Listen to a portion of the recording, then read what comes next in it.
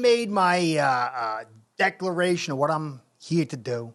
There's a lot of great channels, and each one's got a different flavor. I try to be a football evaluator to give you the best information, try to dig behind the scenes a little bit, but not too much. You know, it's just, it gets really dicey over there. And I definitely try not to give you fan takes, except post-game, because sometimes I am just blind with being a little boy who's a Dolphins fan. So, you know, but my job here is to serve you. That's what I'm here for. And I feel like good information, a more rational, middle-of-the-road approach serves the Dolphin fans the most. There's lots of great guys that are rah, rah, rah. Lots of great guys who are going all the way. That stuff's great. This is a game. It's about fun. But, you know, like I said, I'm here to serve you. Today I got a little bit of, I don't know, I guess fan style take. And it's not that I'm going to give you false information, but my belief is, as a long-time suffering Dolphins fan, I want Miami to have the Bills, the Jets, and the Patriots to be 100%. The Dolphins to go through them like poop through a goose with no excuses, get first in the division, and then go all the way to the Super Bowl and win it. Where there is no caveats like, well, you know, you got to just... I want silence. All I want to hear is, wow, you took the ring, you got it, congrats. Because I don't know how many more shots I'm going to get. So I do hope that the Jets, the Bills, and the Patriots are intact. But this is not to say Dolphins don't have their little problems, but there's a lot of percolation going on within these three other teams that really could hinder them, and in the process of hindering them could help the Dolphins. So I respect the other fan bases, and all that. I cover all the teams. So this is not about hating them as much as providing you guys with a little bit of sunshine. It's not during the season, so I don't feel like I'm jeopardizing my integrity here. But there are stories, and I don't think everybody knows the stories because it's very Dolphins focused. So I'm going to cover these little stories here, and they are critical ones. And there was a couple of shockers in there I didn't know. And so I feel like it's good information, but it's also a little bit of that fan flavor stuff. So I'm going to cover the problems going on with the Bills, and it goes beyond Diggs. I'm going to go over the Patriots. They got a bunch of problems percolating under there. And then the Jets, they're going to have some critical stuff. And I didn't know a couple of things that were going on over there. So before I get into that, though, my 6 going on, well, now he's 7. He just turned 7-year-old son. He's a great kid. And he's been learning to draw. He wants to draw, but he's just not, he's very shy. And if it's not perfect, he doesn't get, he runs away from it. I'm trying to encourage him here. And I'm going to show his picture that he did right here at 7 years old, a tank. I think this is supposed to be an M1 Abrams with a little bit of World War II mix in it. He loves World War II. And so I'm showing you here his awesome talent so I can let him watch this and he can be inspired because the kid is a great, great kid, and I just want him to tap into his potential. Remember Bronx Tale? The greatest crime or the worst thing ever is wasting talent. Talent that's wasted. So I should have remembered it, but I just kind of threw it on the spot. So I love my son. Son, this is a great job. Please keep drawing, kid, like daddy. I was an artist and am an artist too. So anyway, without further ado, I just want to say thank you for stopping by. I always appreciate everything you guys do. I want to give you a shout out and shout out to Ace Per Head, my sponsor, because without the two of you, this show ain't going down. Ace Per Head's betting software is the premier white label platform for bookies to manage their players and grow their sportsbook operation. Click the link in the description below to get set up in minutes. Ask for the Curtis promo and get a special introductory discount. Okay, so I'm going to start with the positive here that I didn't know for the Dolphins. And we have been circling the drain or down the drain since early 2000s. There was a couple times we popped up out like the Tidy Bowl man. But for the most part, it's been disaster. But if you look right now, and it, this doesn't say anything about the future, but it could, with a successful season this year, really talk about how the tide is turning and we're turning a corner. But we'll see. But this is very interesting. Kansas City Chiefs are dominating the league right now, having finished each of the last 10 seasons above the 500 mark. The Buffalo Bills, Miami Dolphins AFC East rivals, are second with 4 straight winning records. Then Miami and Pittsburgh, they're tied in third. Strangely enough, in the last 3 seasons, we've had winning seasons, and we had the third best record over that time.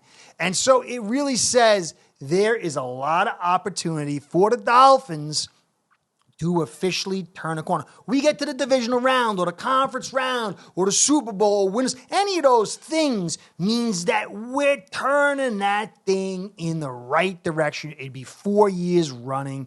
It would be phenomenal for this franchise.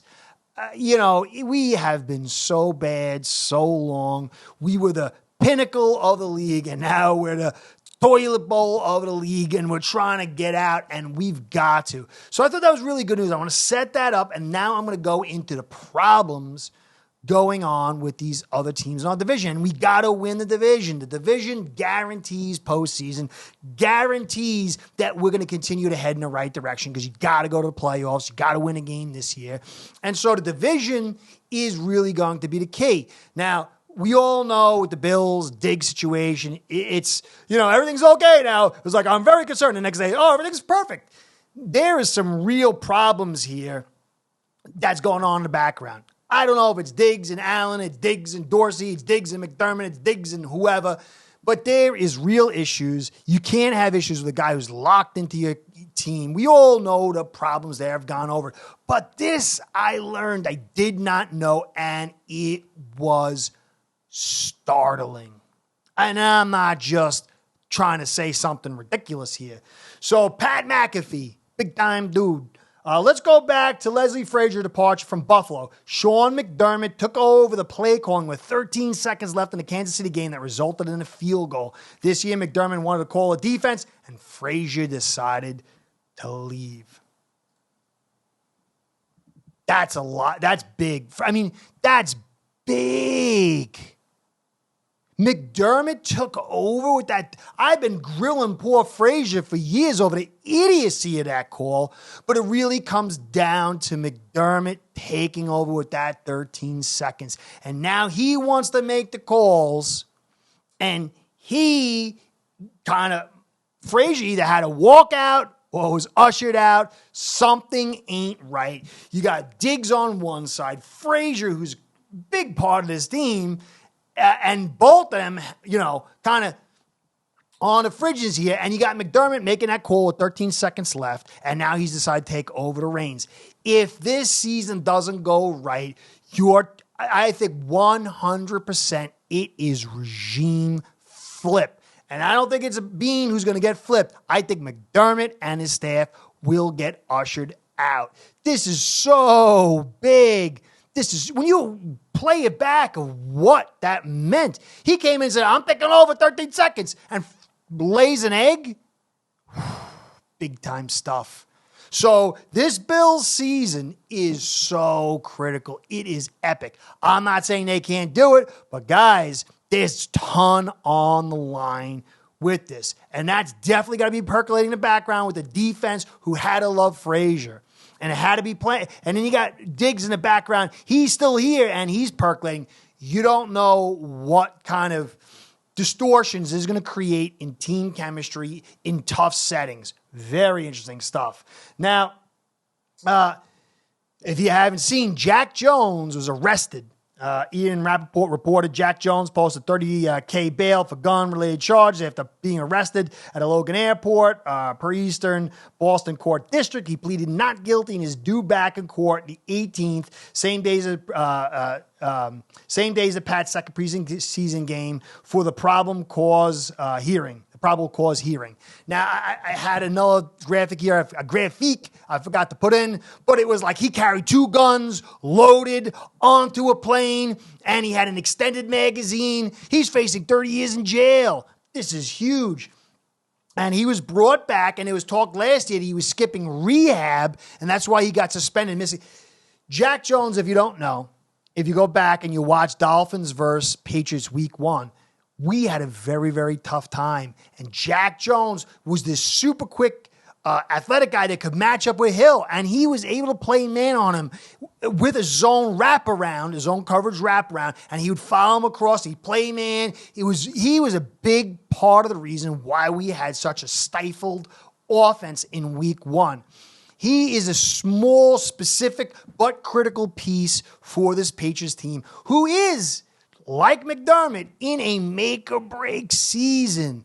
And, they got the kid in with the draft. What's his name? I can't remember his name. The cornerback. And that helps. But Jack Jones fills a very, very specific and critical need. And I don't know if this guy is going to be playing this year. And even if he does play, let's say, the good lawyers and the NFL make him go away. You know what I mean? He's still going to miss some games, and we played him week 2. And that's a big game for the Patriots. They've got to win that one. So now Brown, who is the right tackle, move left tackle, the giant, his plays dipped considerably last year, along with getting whistled for team-high 13 penalties. Brown was tagged with 8 sacks allowed per Football Focus. And I thought he was having a down year, but he was unhappy with his contract because he signed his contract as a right tackle, and then they decided to move him to left tackle, which gets paid more, and some people are saying he is not happy with that. He came into practice out of shape, and he was doing lower body exercises, not practicing with the team. And this is a big deal. I mean, you got Mac Jones, and you're going to need protection. You need to run this football in order to support him in this new O'Brien offense. And Brown is a guy they absolutely need. Now, Dante Scarnecchia came out and said, this guy's got to play regardless what the contract was. So he must be in the background knowing that this guy is very disgruntled. And you saw Trent Brown put this one up here, the zipper over the mouth about what's going on. That's not a good sign. And the Patriots are pretty good inside. They draft a lot of guys inside to control that inside. But they've got a bunch of older dudes on the outside. And the only way I think they can maybe fix this is put Onwenu at one of the tackle spots. I think this guy's so gifted he could do that. But then you're compromising the interior, and you got to get one of these young guys that they drafted in the 3rd and 4th round to step up immediately. Patriots need an excellent offensive line. And this is a very concerning thing. You've heard about DeAndre Hopkins. It was hot. Judon said he's a good GM and he's going to be coming here. Now it looks cold, and you got this Brown thing. This is a big deal. Bill is in a must-win season. And given what all the Dolphins have done, even the Jets adding Rodgers and some good pieces, and the Patriots adding some Bills adding some pieces, even though there's all that fire going on, they've got it. They're the small boy on the block. They've got to play above their head, and this is very concerning. Now, to keep going with that, and maybe the Patriots are the only team I enjoy this a little bit. So, but Patriots fans, if you're anyone listening, I do apologize, but old hatred dies hard, and 20 years gave me PTSD. Anyway, why are Patriots wary of DeAndre Hopkins signing? So it was hot. Now he's going to settle. There's no rush. They're not sure if he's coming. It was a big deal. But Geoff Magliochetti, it's an Italian name, he said, if you watched OTAs this week or minicamps, you could blatantly see the optimism that I had about the on-paper potential is pretty much dashed by watching what they put on the field, he said. So, new offensive coordinator, emerging hybrid system of what they had and adding new stuff. But this is not going the exact way. This is not going, hot potatoes right out of the chute. Could totally change right away. There's a whole new install in a lot of ways. But still, you add in Brown, you add in Jones, you add in no Hopkins.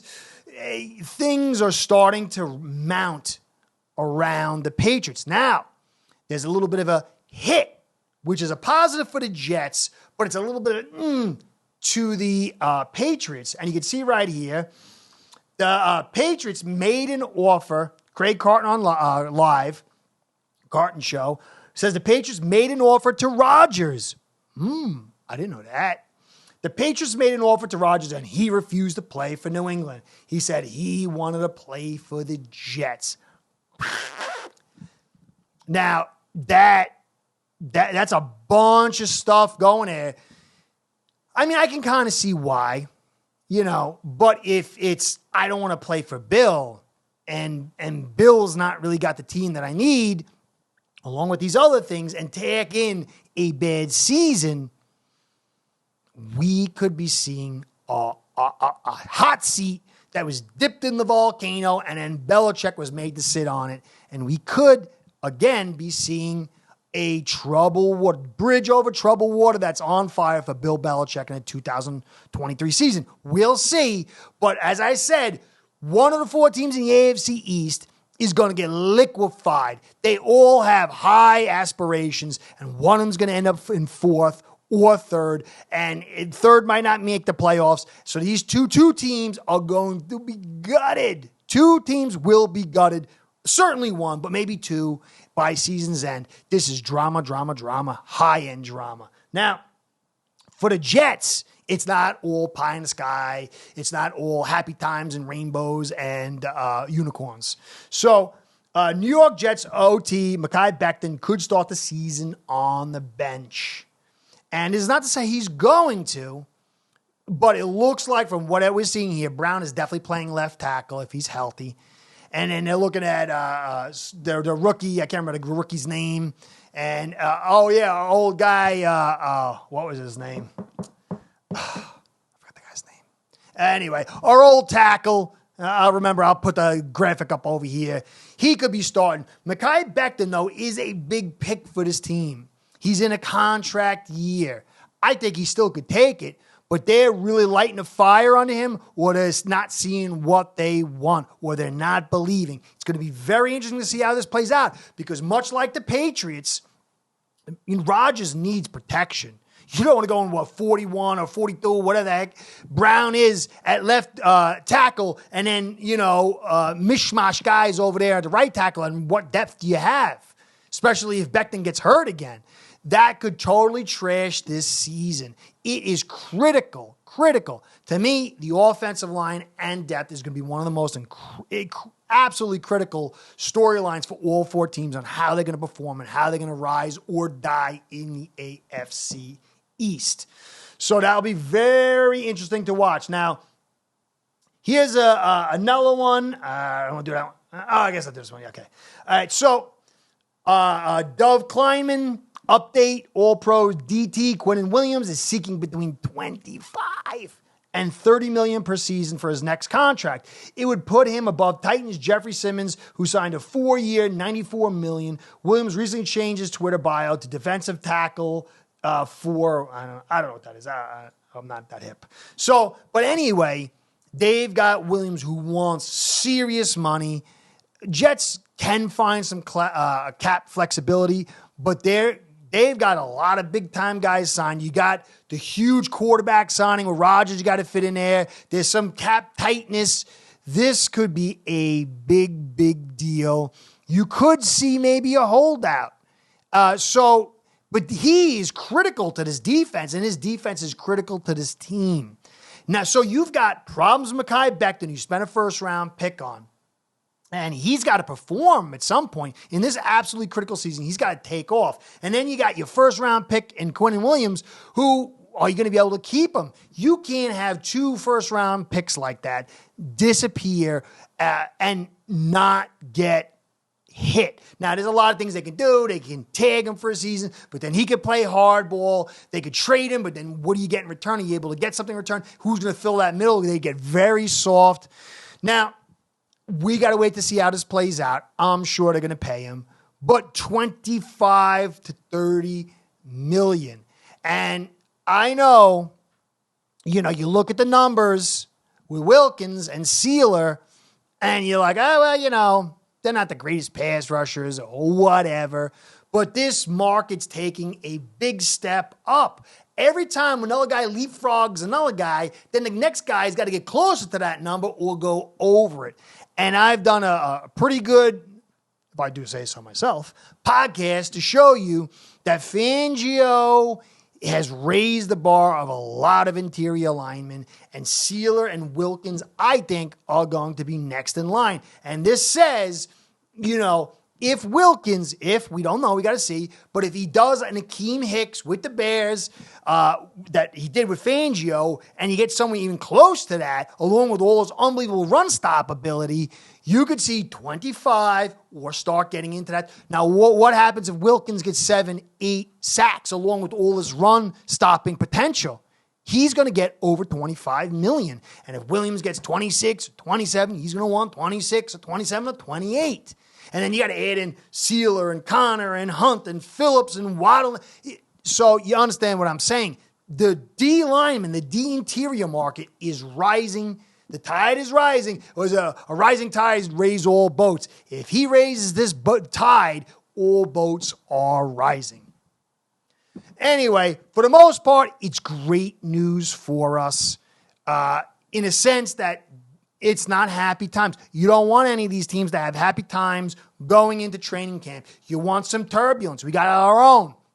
We got the Connor situation. We got a new defense being installed. But these are some clear, very big problems in a very critical season. Anyway, I hope you enjoyed. I'll go back into more straight-laced coverage. Now, none of this stuff is making me, not sleep at night. But again, I try to do straight-laced stuff. But anyway, guys, saying catch you next time. Thanks for stopping by. Be well. Go Fins! Start building your own online sportsbook today by getting signed up with AceBread.com service that'll allow you to book action on sports from all around the world.